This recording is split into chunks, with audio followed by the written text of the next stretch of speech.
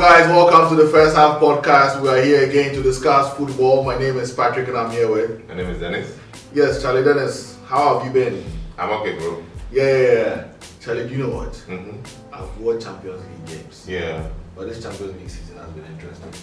And believe you me, I think that every season has something to give when it comes to Champions League. Okay. And I really enjoyed this season. Day in, day out, the weekly games I've actually followed. And we know they had a new structure, there's a table now, it's not like a normal Champions League format and whatnot. I actually prefer the old structure. Yeah. So, what do you think? I mean, there have been teams that have fallen off that have played wonderful football. Yeah. But hey, this is Champions League. Somebody has to go out. Of course. You know. So assessing the Champions League games from day one till the finals that we are in now. There might be some teams that have actually dropped out that you feel as though that they perform brilliantly well, but just for the purpose of the game, I mean, there has to be a winner, there has to be a loser. Yeah. So what would you think? I mean, which team will you actually bring out and say that, okay, Charlie, this team did very well?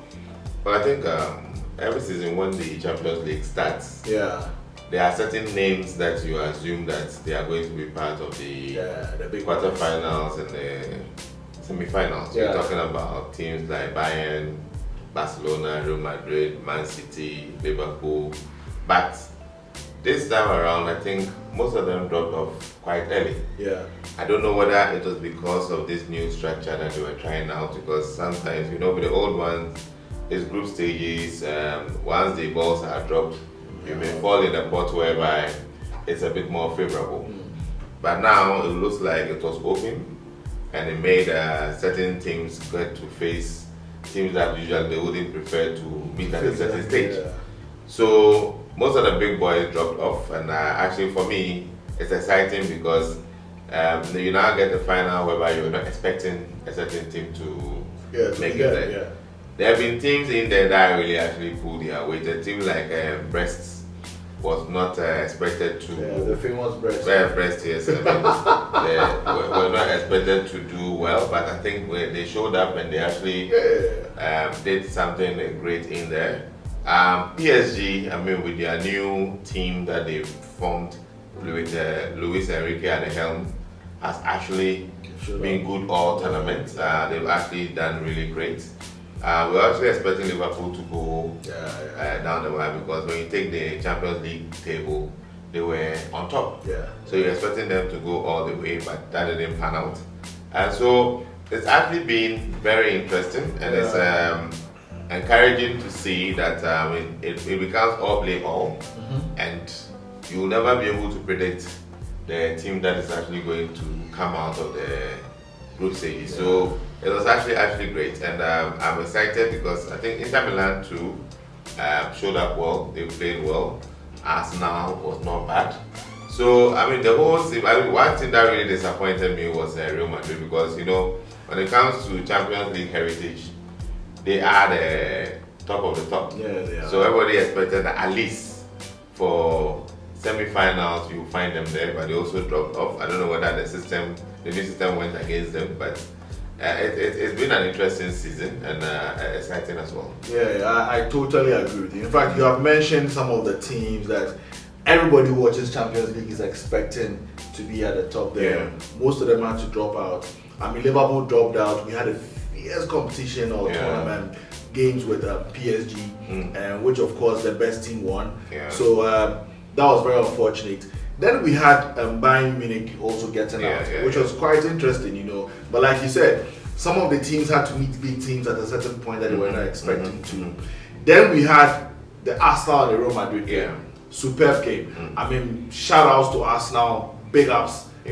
They tamed Real Madrid. I miss their struggles. They tamed Real Madrid. I miss Real Madrid struggles. I don't know what struggles you're talking about. They tamed Real Madrid because most people were expecting it to be a walk in the park for Real Madrid. But Arsenal was on good form. But regardless of the form you're in, when you're meeting Real Madrid in the Champions League, it's a different ball game together. Probably. So I think it was a quite surprising turnout how they were really tamed and tamed very well. And of course, we had the other big games. Inter coming against Barcelona. Yeah. And I keep on saying that game should have been the finals. Yeah, that was beautiful. It was a beautiful game. It was crazy. I had a lot of respect for the game called football. Yeah. Because at the end of the day, we could see one part of the team that had old experienced players and the other part of the team that had very young and at the same time energetic and brilliant, technically disciplined players. Yeah. At the end of the day, the best team won. Now we have the finals, PSG coming against Inter Milan.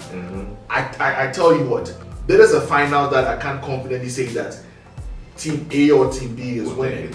Because I've seen both of them play and none of them are below the bar. All of them are playing top-notch football, and I believe that the finals will be exciting. But then the discussions we're having, what keeps on coming up is the new structure. The new structure. And I want us to talk about this, before the current structure that we had, all the Champions League teams would be in groups. You would have to play each person before you get into the knockout and whatnot. But now it is being played as a league. And which means that you play more games. Because you have to make sure, and you might end up, at the Champions League, before this one, you can play a Champions League without meeting a certain team. But then this time around, you end up playing everybody and whatnot. I personally have not had any issue with the new structure. The old structure we used to have away goal, and you can just go and score one goal and then. I am actually in a way more comfortable with this current structure. Why do I say that? There are times that, to be fair, a certain game, a particular team might not be in the best of form or might not have the full complement of their players. Then they lose a game just with about 2 goals away. Then it makes it so difficult for them to come back again and play football and be at par with that same team because the away goal and all that was in use. But currently, if I come to your home and I score 2 goals, you would have to come to my home and score the equal 2 goals and score more than that before you actually have an edge over me.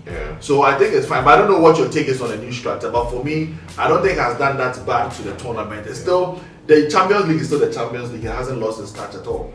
Well, maybe for me, because I'm now getting used to the new structure, I'm more used to the old structure.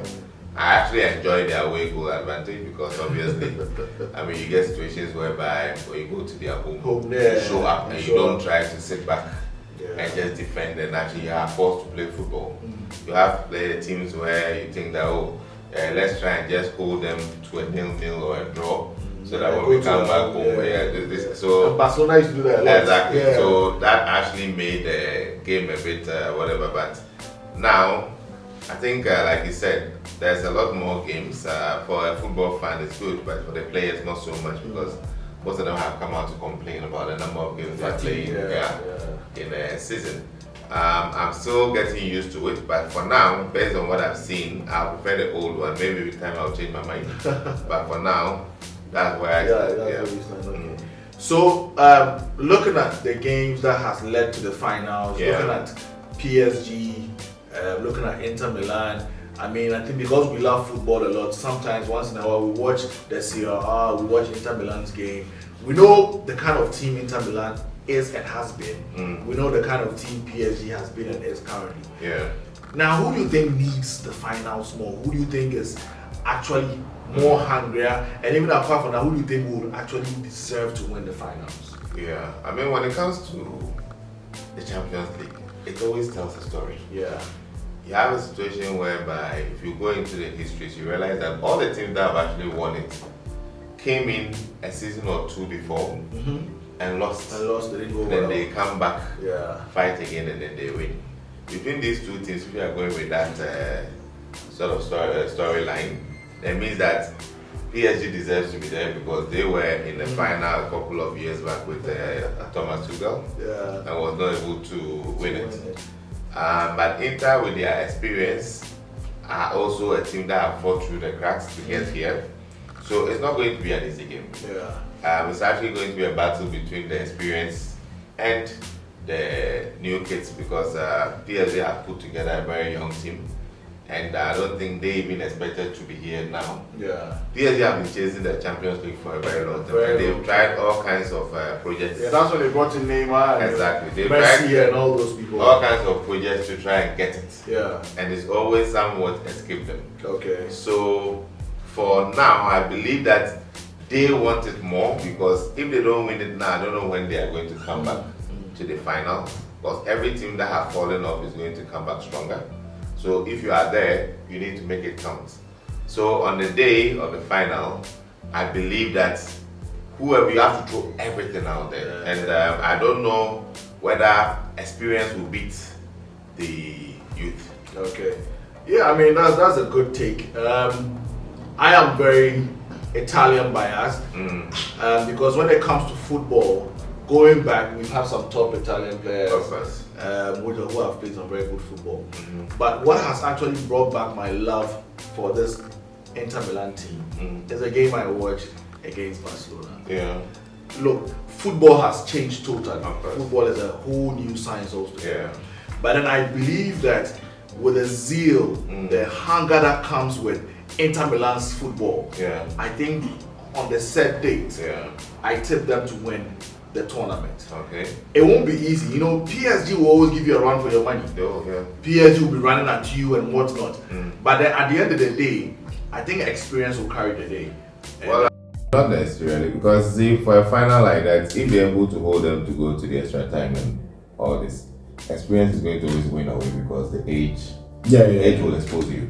And for PSG, actually, what actually makes it exciting is that to show you how much it means to them. Do you know the club president has actually offered to pay for the travel expenses for all staff of the club? We're talking about 600 people. And even said they are going to share in the bonuses to be able to win. Wow, that's how badly. Yes, that's how badly they've been chasing it and what it means to them. So which means that every one of these employees or staff are going in there to support and make sure that they bring that cup home. And I hope for them that, I mean, with how long they've chased it, I mean, Inter has won it before. PSG has never. So it will be a very nice. Why does it sound like you are trying to stick to the underdogs because PSG? I mean, I always like the story of underdogs. And in this case, I believe that because they've not won it before, you feel they deserve it. It would have been great if they had gone. It would have been PSG, Arsenal, but both of them are trying to win it for the first time. Yeah. But I mean, it would have been interesting though. It would have been. PSG But, versus Arsenal. I always say that PSG saves football because if Arsenal had won the Champions League, we are dead. Arsenal fans would not let anybody sleep again. No, this is not fair. This is not fair. See, this is what you do when you get issues. You know why is you agree with me. Why is it when you come on camera, you try your best to try and why do you make it look like no look. Let's be fair, so we'll come there. I'm listening. But I'm saying that with PSG, I think it will be very lovely for them to win. Like you're saying, I think you're right. A team that has struggled for all these years and is currently at the final. And they have played good football. They didn't come to the finals through luck. Look, what they've actually eliminated all English teams. I'm telling you, look, what did Liverpool do? We couldn't play these guys. And this shows you that. And that's the truth. We were more hungry than we were. So I think they deserve to be in the finals. But unfortunately, I am sticking to Inter Milan for them to lift that trophy. And but it's good. At least since you are PSG and Inter Milan, we can do some against and see how it goes. Well, I mean, we can put some bets on the table. Yeah, we can put some between myself and you. And see how it goes. But I think it will be exciting. It will be a good climax to the season. When is the finals going on though? I think somewhere in the end of May. Yeah, we should check. We should check out the date and we should check out the date. Go watch the match somewhere and invite people to join the First Half podcast team to watch the final game. Certainly. It's going to be fun. Okay. All right, guys, Charlie. So we are all waiting patiently to watch the finals of the Champions League. We know it will be amazing. I am an Inter Milan person. I don't know who you are supporting, but the comment section is there. Come in there, subscribe. Let's all have a conversation in the comment section. Let's see how it goes. Champions League finals, Inter Milan. I don't know who your bet is on. Cheers.